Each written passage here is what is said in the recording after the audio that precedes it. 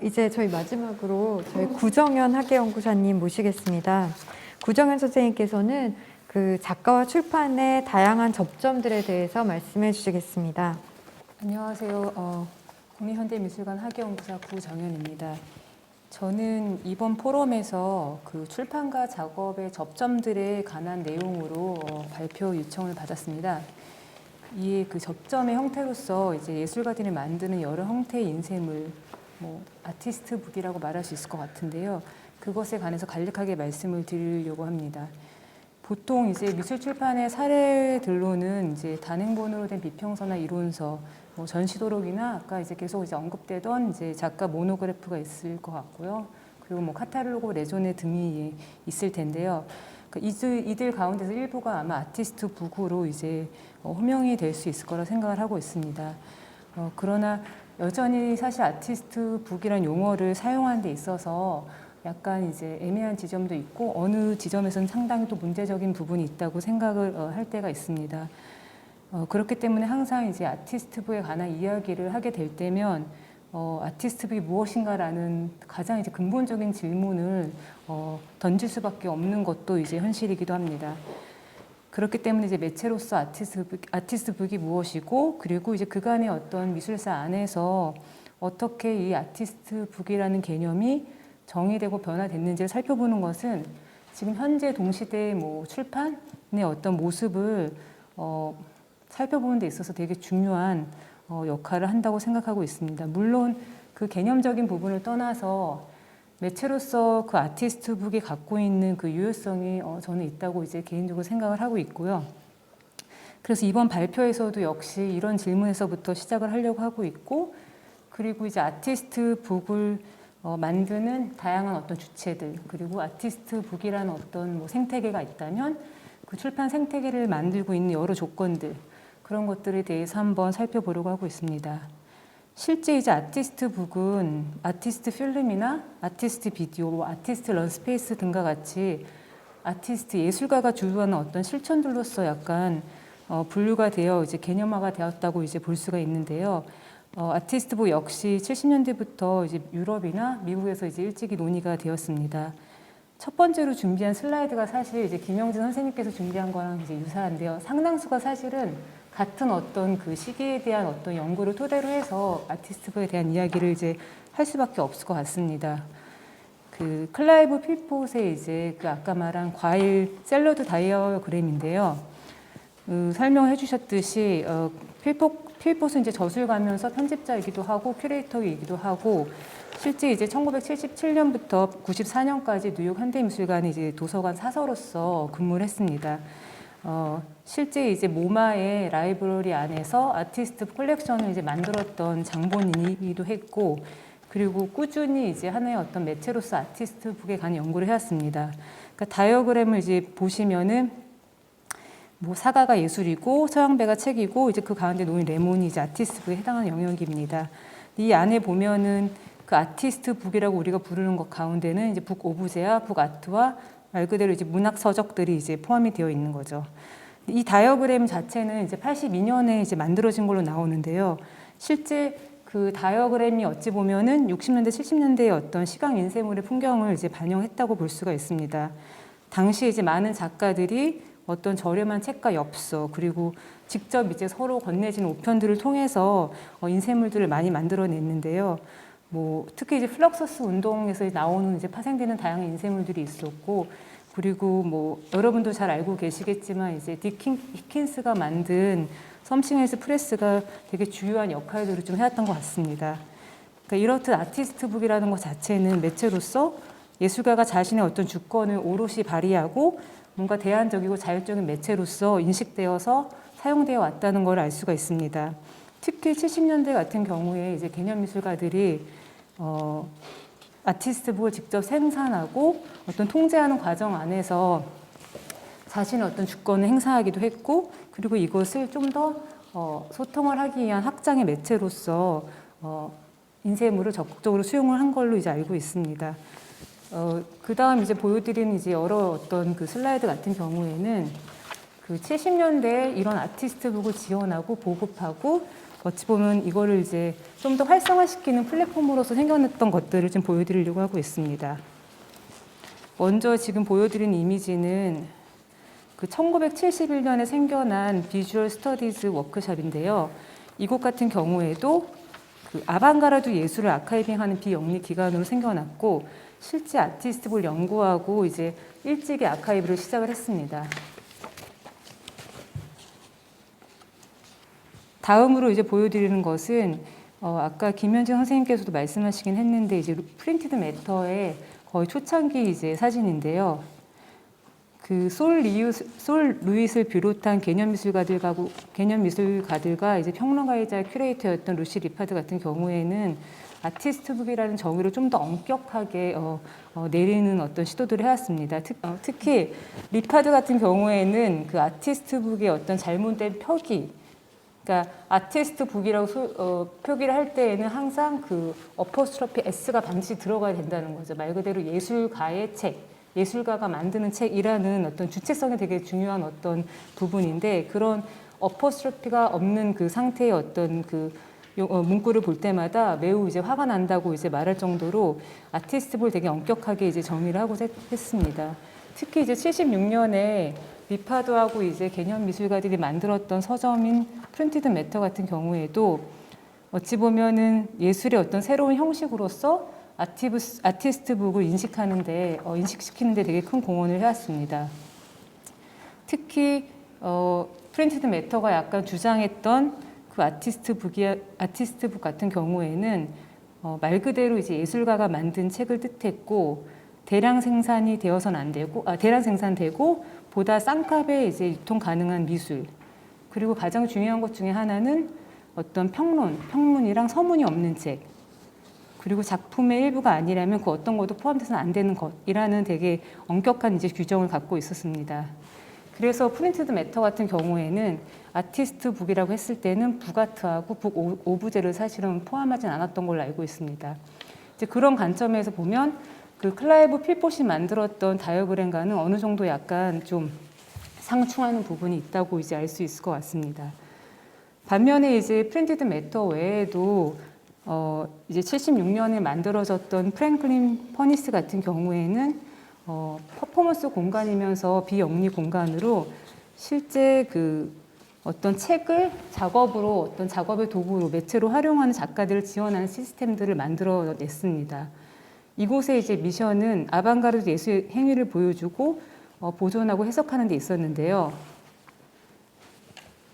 그 가운데 아티스트북이 가장 중요하게 좀 이제 자리를 차지했는데 왜냐하면 그런 이제 퍼포먼스 아트나 아방가르드 예술 실천 안에서 책이라는 것 자체가 되게 중요한 관계성을 이제 맺었기 때문입니다. 이미지와 텍스트의 어떤 교차 지점으로서 북아트를 소개하기도 했고요. 그리고 이제 어찌됐던 그 민주적인 예술 매체로서 출판을 선택한 예술가들을 지원하고 이들의 책을 오랫동안 아카이빙했습니다.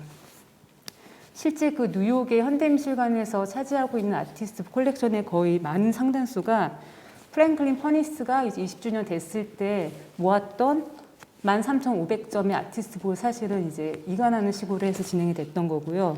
실제 뭐 기증보다는 판매를 했던 거였죠. 그렇게 함으로써 모바일 라이브러리의 중요한 아티스트 컬렉션을 이제 이루게 되었습니다.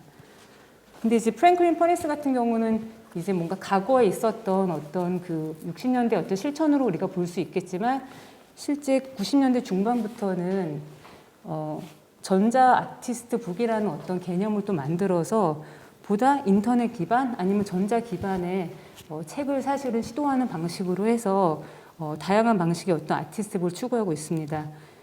실제로 뭐 지금은 조금 이제 또 과거처럼 들리는 얘기긴 하지만 92년에 이제 플로피 디스크의 아티스트북을 압축하여 담아서 실제 미술관에 판매하거나 소장품으로 이제 만들어지게끔 그런 시도를 했다고 합니다. 그 퍼니스 같은 경우에는 오히려 그 인쇄물로 된 종이책보다는 컴퓨터나 인터넷을 통해서 만들어지는 그 아티스트북 자체가 훨씬 더 어떤 책이 갖고 있는 민주적인 성격을 좀 더 확장할 수 있을 거라고 이제 생각을 했던 것 같습니다.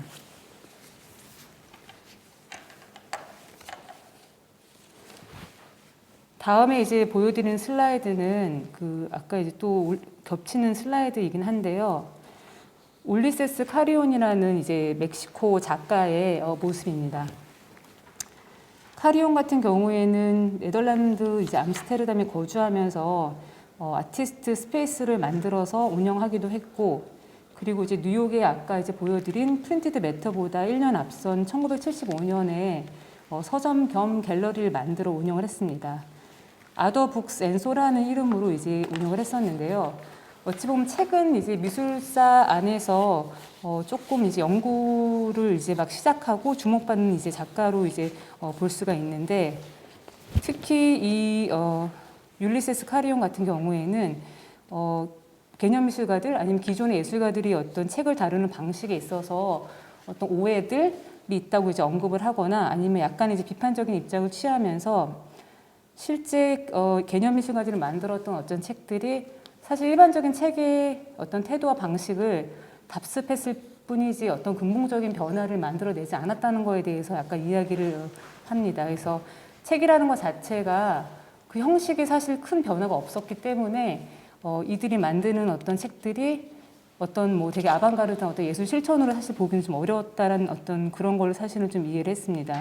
그래서 카리온 같은 경우에는 그 아티스트북이라는 어떤 개념, 특히 이제 형식적인 측면에서 어떤 책을 이제 볼 때 새로운 이제 용어로서 북억스라는 이제 말을 가져와서 사용을 하기 시작했습니다. 그래서 아티스트북이라는 말 자체가 예술가가 만든 어떤 다양한 종류의 책을 다 총칭해 왔다라면 이 울리세스 카리온 같은 경우에는 좀 더 책의 형식에 집중하고 그 형식이 어떤 특정한 읽기 조건을 만들어낸 책이야말로 아티스트북, 그러니까 한마디로 북억스라고 이제 구분 지어서 말하기 시작했습니다.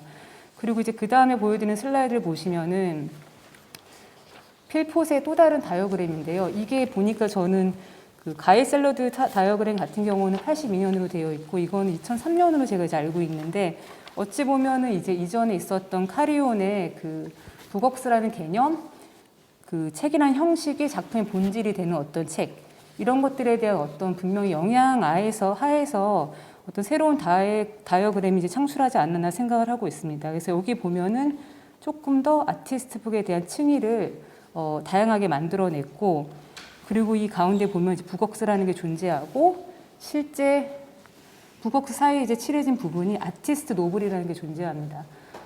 최근에도 사실 그 예술가들이 만드는 소설, 그러니까 예술가의 글쓰기에 대한 이야기들이 많이 있는데요. 그 북억스를 언어적인 측면에서 가장 가까운 이제 북억스의 작업으로서는 이제 작가의 어떤 소설이 있다라고 이제 표기를 하고 있습니다.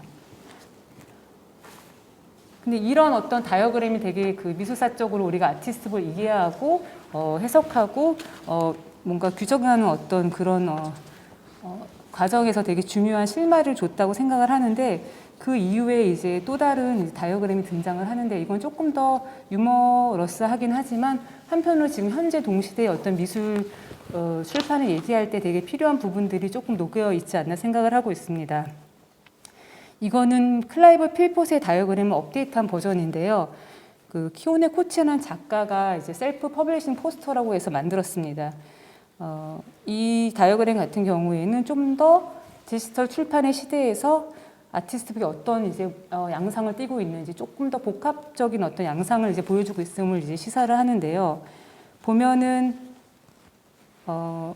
실제 아티스트북을 이런 생태계를 사실 작동시키는 여러 어떤 그런 행위자들이 존재를 하는데, 이제 사실 미술관도 있고 이 안에는 그런 어떤 북아트나 아니면 아트북을 조직하는 기관들, 그리고 아티스트 퍼블리셔라고 해서 이제 예술가가 이제 출판이 되는 어떤 그런 어떤 분들까지 이제 등장을 하게 되고, 그리고 또한 이런 어떤 아티스트북을 사실은 유통하고 보급하는 유통업자도 이제 존재를 하게 되고, 더 나아가 이건 아날로그 종이 책의 범주를 넘어서 실제 이제 디지털 출판까지 가능성, 뭐 POD나 이북, 뭐 이 PDF 파일까지 어떤 그런 어떤 보급 가능성, 이런 것들을 사실을 좀 보여주고 있습니다. 그런 면에서는 지금 현재 우리가 출판을 얘기하고 특히 이제 아티스트북을 얘기할 때 가장 필요한 어떤 그 조건들, 둘러싼 상황들을 가장 정확하게 보여주는 다이어그램이 아닌가 싶습니다. 그 전까지만 해도 실제 책의 어떤 그 개념을 정의하기 위한 어떤 구분들 정도로만 이루어졌다라면 실제는 이제 제도와 조건과 환경에 대한 이야기를 좀 더 본격적으로 하는 시기가 되지 않았나 싶습니다. 실제 이런 뭐 유럽이나 미국의 어떤 그 아티스트 북에 대한 어떤 상황들이 있었다라면 이런 것들이 실제 국내에서는 어떤 식으로 보여졌는지에 대한 사례들로 좀 준비를 해보았습니다. 먼저 그 김범 작가님의 변신술 이미지를 갖고 왔는데요. 이 책은 96년 전시를 위해서 만들어진 아티스트 북이었고요. 실제 내용적으로 봤을 때는 이제 뭐 인간이 나무, 문, 풀, 바위, 냇물, 사다리, 표범, 에어컨으로 변신할 수 있는 방법을 적어놓은 지침서입니다. 실제 이제 텍스트로만 이제 안에 이제 작성이 되었고 한국어, 영어, 일본어로 이제 번역이 되었습니다. 실제 이 책을 읽으면 마치 이미지를 연상시키게 할 정도의 어떤 그런 상상력을 주는 책인데요. 어찌 보면 이게 그 아까 말한 북억사 안에서의 어떤 아티스트의 노블의 되게 대표적인 사례가 아닌가 싶습니다. 그래서 김범 선생님 같은 경우는 되게 꾸준히 이런 글쓰기를 계속 실천하고 계시고 책 자체를 지면 자체를 하나의 어떤 작업의 어떤 공간으로서 사용하고 계신다는 걸 알 수가 있습니다. 그리고 이제 아티스트 북이라고 했을 때 포괄할 수 있는 다양한 종류들이 저는 이제 이런 식의 어떤 작가들이 만들어내는 어떤 전기 간행물도 포함시킬 수 있다고 생각을 하고 있습니다. 그래서 포럼의 같은 경우가 가장 대표적인 사례라고 볼 수 있는데요. 이 작가들이 만들어내는 어떤 그 전기 간행물의 특징은 단순히 어떤 자신의 작업을 이제 홍보하기 위해서 만든다기보다는 어떤 그 시대에 필요한 그런 어떤 그 매체 들에 대한 어떤 고민을 하다 보면서 만들어낸 경우가 되게 많았던 것 같습니다. 실제 어떤 지면이 부족하여 어떤 당대의 어떤 작가들이 제대로 다루지 않는다거나 아니면 특정 어떤 그런 편향된 식의 어떤 해석이 존재하거나 아니면 누락된 작가들이 존재하거나 어떤 이런 특정한 계기들, 조건들 안에서 작가들 스스로가 이런 전기 간행물을 만드는 방법들을 많이 취하는 걸 볼 수가 있는데요. 포럼의 같은 경우에도 실제 말이라는 거 자체가 되게 중요했고, 근데 그 말이 외부에서 말해지는 게 아니라 작가 스스로가 사실 말하는 거, 그리고 그들 스스로가 비평을 하고 작업에 대해 말하는 거, 이 자체가 되게 중요한 어떤 미션이 아니었나 생각을 하고 있습니다. 특히 이제 비평이라는 문화 자체를 조금 일상화시켜야 된다라는 거, 이런 안에서 사실 일어났다고 볼 수가 있고요. 그 다음은 이제 양희규 작가님도 같이 참여했던 우적이라는 그 잡지 이미지를 가져왔습니다. 우적은 사실 거의 이제 구하기가 어렵고 실제 이제 본 사람도 많지 않은 걸로 알고 있는데 총 3권이 나왔었고 이거 역시도 어찌 보면은 그 대화, 글쓰기라는 것들이 되게 중요했고 근데 그 대화와 글쓰기라는 것 자체가 어떤 한 개인의 어떤 그 뭐 개별의 목소리가 중요하다기보다는 미술을 향한 어떤 공동의 목소리, 공동의 글쓰기가 되게 이제 중요하게 작동을 했다는 걸로 이제 알 수가 있습니다. 특히 이제 이미지 대신 여기도 문자로만 작업에 대한 이야기를 이제 수록하는 거, 이거 자체가 되게 중요하게 논의가 되었습니다. 그러니까 이렇게 지금 작가들이 뭔가 하나의 어떤 컬렉티브나 동인처럼 해서 작업들을 하는 것들을 좀 볼 수가 있었고요. 그리고 아까 김영희 선생님도 말씀하시긴 했지만 이런 아티스트가 만드는 어떤 그 하나의 되게 중요한 뭐 주체일 수도 있고 아니면 대리자일 수도 있고 아니면 사자일 수도 있는 이제 디자이너라는 것 자체가 되게 중요한 어떤 그 역할을 하게 되는 이제 좀 상황들이 2000년대부터는 이제 벌어지게 된 것 같습니다. 그래서 저 역시도 그 스펙터 프레스라는 이제 그 출판사를 사실은 거론하지 않을 수가 없다라는 생각이 드는데 스펙터 프레스가 사실은 그 아까 말한 어느 누구보다 자유 재량권을 갖고 있을 수밖에 없었던 조건 중에 하나는 그 디자이너 자체가 출판인 발행인의 역할을 자처했기 때문에 사실은 그게 가능한 어떤 조건이 아니었나 생각을 하고 있습니다. 그래서 그 디자이너가 출판사 발행인이 될 때 거기에 나온 책들은 어떤 그 형식이나 모양새를 띌 수 있을까에 대한 것들은 분명 그냥 개인으로서 그냥 작업하는 디자이너와 분명히 어떤 차이점이 분명히 있을 거라 생각을 하고 있고요. 그런 점에서 스펙터 프레스는 어느 누구보다도 책을 결정짓는 어떤 그 위치가 다른 디자이너와 분명히 다른 지점이 있었다고 생각을 하고 있습니다. 그리고 또 또 이제 시기적으로 이제 양혜규 작가님께서는 몇 번 이제 거론되긴 했지만 어찌 보면 아티스트북을 이제 만드는 가장 대표적인 어떤 그 한국의 이제 현대 작가로서는 양혜규 작가님을 이제 거론할 수밖에 없다는 생각을 하고 있고요. 아까 이지혜 선생님도 말씀해 주셨던 몇 가지 어떤 사례들이 국내에서도 사실은 소개가 좀 되기도 했는데 아티스트북을 계속 그 디자이너와 협업해서 만드는 가장 그 어찌 보면 모범적인 이상적인 어떤 그 모습을 보여주신 게 아닌가 싶습니다. 그래서 그 아티스트북이라는 것 자체의 어떤 그 저자성에 대한 것들에 대한 뭐 논의들이 있었을 때 디자이너가 되게 이제 적극적으로 들어올 수밖에 없었던 것 중에 하나의 어떤 계기들을 마련해 준 것 역시도 양혜규 작가의 아티스트북이 아니었나라는 그런 생각을 해봅니다. 그리고 이제 또 이제 몇 개 사례로는 제가 이제 본문 없는 주석이라는 책을 갖고 왔는데 이 사례 같은 경우에는 그 평론가이자 이제 기획자인 이대범 선생님이 만든 책인데 실제 전시와 연계했던 출판물이었습니다. 이것은 그 16명의 작가들에게 이준호 또는 준호라는 특정 이름이 들어가 있는 소설을 쓰게 요청을 했고 그거를 그 조건에 맞춰갖고 각자 작가들이 글을 써서 소설집 완성했습니다. 그러니까 이 소설집이 나왔던 그 이유 중에 하나는 어떤 8, 90년대의 그 문학에서 서사의 위기가 약간 이제 제기되면서 어떤 거대 서사가 붕괴되는 어떤 지점에서 이제 약간 미시적인 서사의 가능성을 탐구하기 위해서 어떤 작가들과 함께 이런 소설을 한번 이제 꾸려봤다라고 이제 이야기를 했습니다. 그러니까 우리가 소위 아티스트북을 말할 때 디자이너 이야기도 하고 있고 어떤 출판이나 행위 자체한 이야기도 많이 하고 있는데 한편으로 아티스트북을 약간 그 다양하게 작동시키는 하나의 요인 중에 하나가 글쓰기의 행태도 분명히 있다고 생각을 하고 있습니다. 글쓰기라는 것이 어떻게 출판에 영향을 주고 있는지 그리고 그것 자체가 디자인에도 어떤 영향을 줄 수 있는지에 대한 부분도 좀 같이 논의해 볼 수 있는 상황이라고 생각을 하고 있습니다. 그러니까 제가 지금 보여드린 것은 어찌 보면 약간 독립출판의 어떤 차원에서 나왔던 책들이라고 볼 수가 있는데요.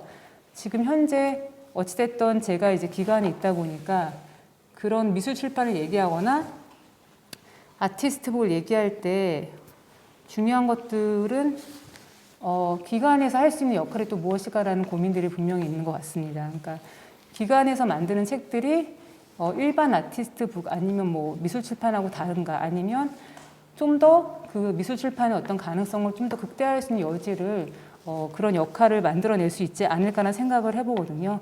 왜냐하면 기관에서 할 수 있는 것들은 전시를 통해서 만들어낸 책들이 있을 텐데 기본적으로 그 전시를 통해서 만들어낸 도록이라는 것은 단순히 어떤 개인 화집을 넘어서 좀 더 연구의 어떤 대상으로서 사실 존재할 수 있는 책들을 만들어내는 데 많은 주력을 하고 있거든요. 그러다 보니까 되게 충실한 아카이브 아니면 충실한 어떤 텍스트 이런 것들 토대로 해서 책을 만들어가고 있기 때문에 그런 어떤 기관 출판이 만들어내는 미술 출판의 어떤 결은 또 미술 현장에서 만드는 책들과 다른 지점에 있을 거란 생각을 하고 있고 예를 들면 이제 뭐 박이소 그 전시의 이제 작가님의 도록과 하룬 파루키의 이제 전시 도록 같은 경우에는 나름 되게 무게감 있고 두께감 있게 이제 작업이 이제 된 걸로 알고 있고 그 안에 되게 많은 읽을 거리와 볼거리가 있는 걸로 알고 있습니다. 근데 실제 그런 작업들이 외부의 이제 연구자들에게도 많은 영향을 주고 또 이제 사용이 되고 있다는 걸 이제 들었는데요. 그런 것처럼 기관이 만들어내는 어떤 출판의 결이라는 것 자체가 분명히 어떤 뭐 예산적인 문제를 떠나서 할 수 있는 역할들 그런 것들을 좀 고민하면서 만들어야 되지 않을까 생각을 해봅니다. 그리고 그 특히 이제 개인 작가들 개인 전을 통해서 만들어낸 전시도록 같은 경우에는 특히 이제 최정원 선생님의 제가 전시도록 갖고 왔는데요. 이 책은 거의 이것도 1000페이지 정도 가까운 어떤 두께감이 있는 책인데요.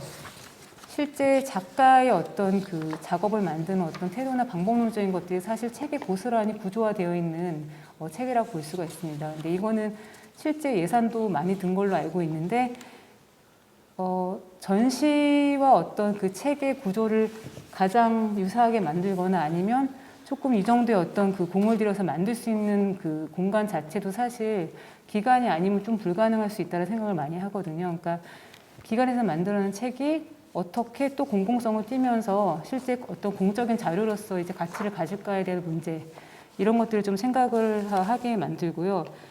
특히 뭐 미술정책연구과에서 만들었던 그 작가 연구 샘플을 제가 갖고 왔는데, 이몽순 작가님과 이제 박창경 작가님을 대상으로 해서 작가 연구라는 이제 그 총서라는 시리즈를 만들어서 일종의 그 작가의 어떤 작품들에 대한 다양한 어떤 그 평론을 받고 그 연대기를 약간 이제 다뤄보는 식으로 해서 작업을 했던 책이었습니다. 이 책 같은 경우에는 실제 전부 다 새로운 어떤 원고들로 구성이 되어 있고 해외나 이제 국내 어떤 필자들을 좀 더 개발을 해서 작가의 어떤 작품을 조금 더 섬세하게 읽어낼 수 있는 분들을 중심으로 해서 진행을 했습니다. 그러니까 책 자체는 이제 국문과 영문으로 진행이 되었는데요. 사실 이런 종류의 책, 소위 이제 엔솔로지를 만드는 책 같은 경우는 사실 이제 비용도 많이 들고 시간도 제작 시간도 많이 이제 걸리기 때문에 이게 이 책을 만들 당시만 해도 이런 책은 이제 외부에서 만들기 너무 어렵다는 얘기를 사실 들었던 것 같습니다. 그러니까 그만큼 어떤 연구를 이제 목적으로 한 책들, 그리고 이게 아티스트 북이라고 할 수 있을지는 모르긴 하겠지만은 어쨌든 그 작가의 어떤 작업들을 읽어나는 데 도움이 되는 어떤 하나의 아카이브로서의 어떤 책들은 분명히 이제 조금 더 공적인 성격이 있는 기관에서 만들어내는 목이 아닌가 싶습니다. 제가 지금 이런 기관 출판에 대한 역할들, 특히 이제 기관이 만들어내는 어떤 출판물 공공성에 대한 이야기들이 분명히 다른 어떤 현장에서 나오는 그 책과 차이점을 두고 그거를 구분지어서 이야기해야 된다고 말씀을 드렸는데요. 근데 참 이제 아이러니한 거는 책들은 사실은 나오게 되면은 동일한 어떤 이제 딜레마를 갖게 되는데 전부 다 유통이라는 이제 문제에 이제 봉착을 하게 되는 거죠. 그러니까 개인이 만들었던, 출판사가 만들었던, 기관이 만들었던 책은 결국에 유통이라는 어떤 큰 망 안에서 사실 좀 많이 어려움을 겪고 있는데, 실제 이제 아티스트 북 같은 경우에는 최근에는 일반 어떤 주류 서점 안에서도 판매가 되고 있긴 하지만 자체적으로 사실 그거를 판매할 수 있는 플랫폼을 좀 개발하는 경우가 많이 생겨난 것 같습니다. 특히 아트북 페어라는 형식은 그 아티스트 북이나 아트북을 만든 사람들의 어떤 소통장으로서도 존재하긴 하지만 서로의 어떤 작업들을 판매하고 약간 홍보하고 교류하는 어떤 역할들을 하고 있습니다. 이제 아시아에서 이제 벌어지고 있는 여러 아트북 페어의 어떤 모습들입니다. 그러니까 아트북 페어 같은 경우에는 거의 2000년대부터 유럽이나 미국 쪽에서 많이 이제 생겨나긴 했었는데, 지금은 아시아 쪽에 각 주요한 어떤 지역 도시에서 아티스트북이 다 이제 생겨났고, 그리고 각각의 어떤 지역의 정체성을 바탕으로 해서 프로그램들을 만들어가고 있습니다. 그래서 지역 안에서 예술기관과 함께 협업하면서 그 지역에서 나왔던 그 출판물을 비롯해서 인접 지역에 있는 다양한 예술기관이나 아니면 예술 출판물을 이제 만드는 분들까지 다 포함을 해서 이 페어를 꾸려나가고 있습니다. 그러니까 이 페어는 사실 엄청나게 많은 판매와 유통이 사실 이루어진다라고는 볼 수는 없을 텐데, 그럼에도 불구하고 페어가 되게 중요한 플랫폼이라고 생각을 하는 지점은 실제 책이라는 거를 통해서 약간 그 하나의 어떤 임시적인 어떤 공동체가 사실은 약간 구현되는 곳이 아닌가 싶습니다. 그러니까 책이라는 걸 하나로 사실 서로가 대화를 나눌 수가 있고, 옆 테이블에 있는 사람하고 관계를 맺어야 되는 그 상황. 되게 이상하긴 한데 그냥 책이란 매체 하나로 다 약간 묶여지는 어떤 그냥 한시적인 어떤 공동체가 형성되는 곳이기 때문에 그런 지점에서는 되게 흥미롭다고 생각을 하고 있고, 그리고 서로 다른 언어권으로 만들어진 책들이 그냥 이 장소에 모여가지고 서로의 어떤 번역 없이 사실 이제 교류되고 유통되는 어떤 그런 약간 기묘한 상황들이 좀 벌어지는 거죠. 그러니까 내가 중국어를 몰라도 다른 나라 언어를 몰라도 책을 사야 되는 어떤 상황이 사실 벌어지는 경우들이 있고, 그게 어찌 보면 번역되는 것 자체가 그 책을 만든 사람의 그냥 되게 단순한 제스처를 통해서 사실 일어나는 어떤 상황들이 있기 때문에 페어 자체는 그런 어떤 지역과 언어가 다 혼종돼서 일어나는 상황이면서 어쨌든 책이 그럼에도 불구하고 팔리는 어떤 아이러니가 좀 있는 곳인 것 같기는 해요. 그래서 페어라는 지점이, 페어라는 것 자체가 이런 예술 출판 안에서는 되게 중요한 플랫폼으로 사실 작동을 하고 있다는 걸 말씀을 드리고, 근데 뭐 기관 안에서는 사실 이런 페어에 참여를 하진 않죠. 근데 지금 최근의 추세는 어찌됐든 이런 예술 출판의 가장 주요한 어떤 그 유통 망으로서 사실은 페어가 계속 작동을 하고 있다는 걸 말씀을 드리고 싶습니다. 네 분 말씀 감사합니다. 모두 다양한 자리에서 편집자의 자리에서 디자이너의 자리에서 그리고 전시와 출판을 다루는 큐레이터의 자리에서 작가와 작품이 출판과 관련할 수 있는 여러 방식과 층에 대해서 상세히 말씀해 주신 것 같습니다.